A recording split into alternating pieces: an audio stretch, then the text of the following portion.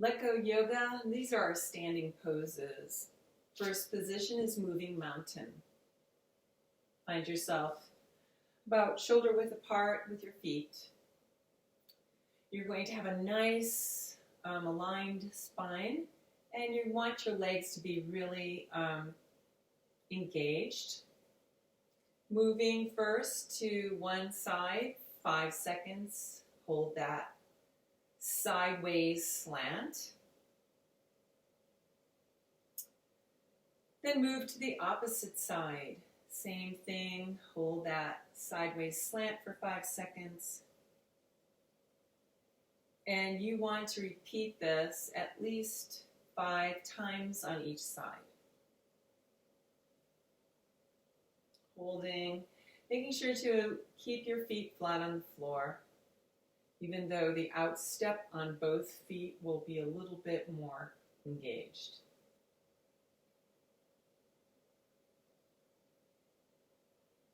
Beautiful. So you're going to do it 3 more times on each side. Second position is Raddhasana, crossing your arms over your chest. Your feet are also shoulder width apart or a little closer in. You're going to find yourself bending over and twisting gently from side to side. Same thing, 5 seconds on each side. Do this for 5 times on each side. Bending over, moving to one side and holding that side position for 5 seconds. Your neck is relaxed, your head is just hanging down. Center, 5 seconds. And then to the opposite side, 5 seconds.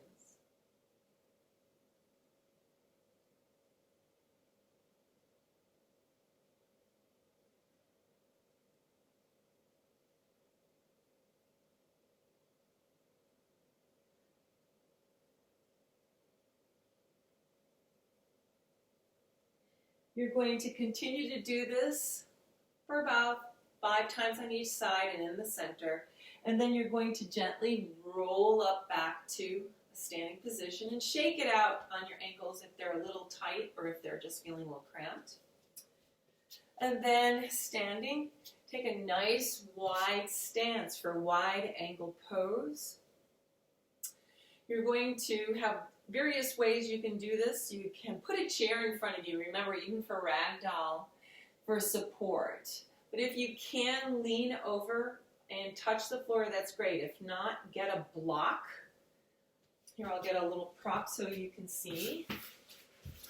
Put some kind of prop in front of you so you can hold on to that if that's as far down as you can go. And then you're going to go from one side to the other, 5 seconds on each side and in the center.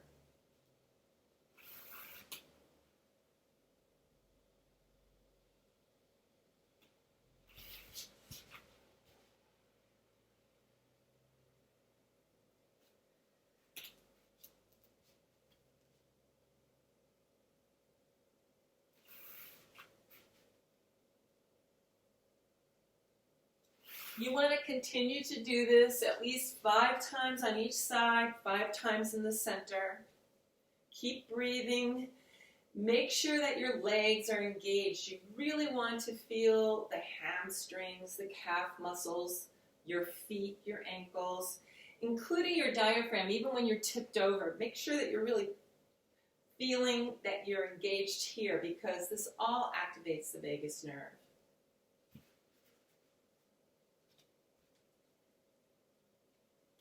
From this wide angle pose, we can then go into goddess.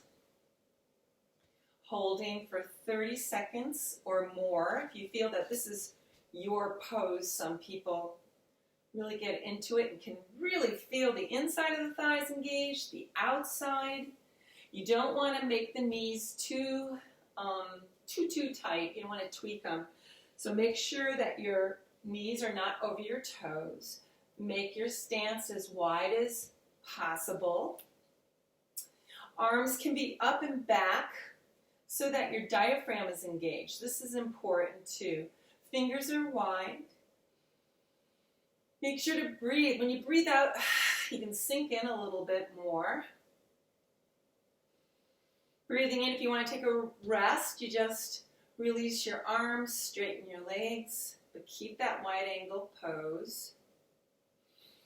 Breath in and just nice and easy down, like you're sitting on a big wide bench with your legs, your knees far apart. 30 seconds. You want to build up to at least a minute would be great. If you can do more, that would be awesome.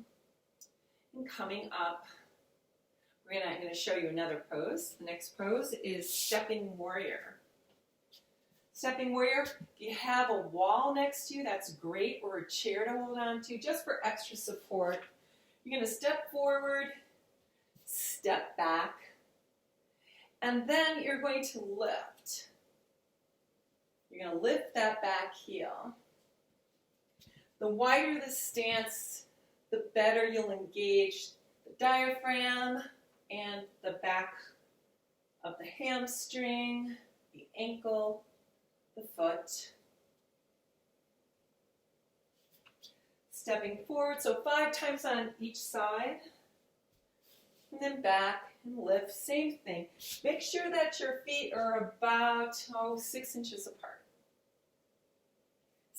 6 inches apart as far as they're standing on a line, like the double line in the center of a road. But your legs are as wide as possible. If you want to add the diaphragm in, you can clasp your hands behind your back and give yourself a little bit of a pull up. You can also bend forward if you like. Gives you a lot more tightness in the calf muscle. You want to lift at least 5 times on each side and switch. If this seems to be your go-to position, asana, moving asana to help you to trigger tremoring, then use that one. We're going to go to the wall for wall chair. So find yourself against the wall, and you want to feel your shoulders in the back. So I usually roll up at the back first. Then I curl my back and feel my lower sacrum against the small of the back against the wall, and then I move back again. I start to walk my feet out, and make sure that you're in a pretty good position to not skid on the floor. So if you have a carpet, sometimes it can be really slippery. You can use a yoga mat or just, use a nice floor that will keep you from sliding. You want to get into a seated position. You can have your arms out if you'd like, on your knees, or just loose by your side. And the idea is to push away with your feet like you're trying to move the floor. You're not using your back's nice and loose, your neck's loose. It's all about from the hip area and all the way down the legs to the feet. You want to hold this position about 30 seconds to a minute. If you get really tired or fatigued, just walk your back up the wall and rest. But keep your legs engaged. And then walking it back down, stay in that position for another 30 seconds or a minute. And this is where most people start to I can feel my legs starting to wobble a little bit. So when they start to tremor, you know you're getting ready for the release. If you can hold this position for another 30 seconds to a minute, it only helps to really create enough fatigue in the psoas region and in your legs and muscles to help to activate the vagus nerve to release any embedded trauma in the muscles. Walking up the wall, push off, and we're going to get into a pre-release pose, which is bridge. Find yourself coming down to the floor. Get your feet flat on the floor. Everything's about 12 inches apart. And you're just going to lift not very much off the ground, maybe about 4 inches at the most or less. And you're really going to feel yourself engage the diaphragm area mostly. And you're going to hold this position for 30 seconds or more. You can come down and rest, then come back up another 30 seconds. If you're already feeling like you're starting to move, like watch how my legs might feel like it's starting to wobble, then let's go back into the release pose. You're just going to lower your back to the floor. Everything's flat. You're going to take your feet, put the soles together, and walk your butt, kind of like move your butt to your heels. And I like to open up, start off in an open position, so my knees are open and wide, like this. And then I'm going to slowly bring them up until they start to tremor and wobble. Other people sometimes like to bring their knees together, like this, and then take them apart maybe 6 inches or more, and that might be the way that they're going to tremor the best. Whatever works for you. So as you're tremoring, this is a natural release. So let me just sit up and talk to you. As you're laying there on the floor tremoring, pretend this is your knees, and they're shaking or moving back and forth.